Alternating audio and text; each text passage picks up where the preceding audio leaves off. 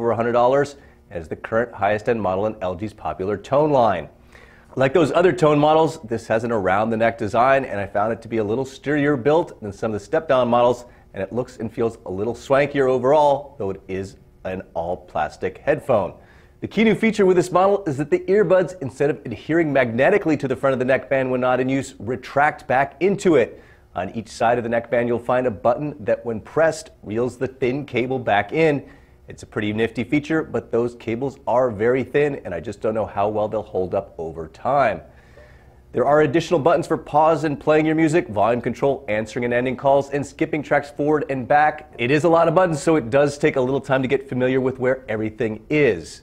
As for extra features, you get aptX, which is supposed to make Bluetooth streaming sound better for devices that support it, but this headphone doesn't feature noise canceling. As for performance, this is another LG tone that features sound by Harman Kardon. It sounds good for a Bluetooth headphone with decent clarity and also a decent amount of bass, but the key caveat is that you have to get a tight seal or you lose a lot of bass and the headphone will sound thin. In fact, the sound is night and day if you don't get that tight seal. Battery life is good, however, with up to 14 hours of music playback, and caller said I sounded decent when I used the headphone as a headset. In all, I like this tone Infinim better than some previous tone models and have no problem recommending it, though you should also take a look at Seoul Republic's Shadow Wireless, which arguably sounds slightly better and retails for $100.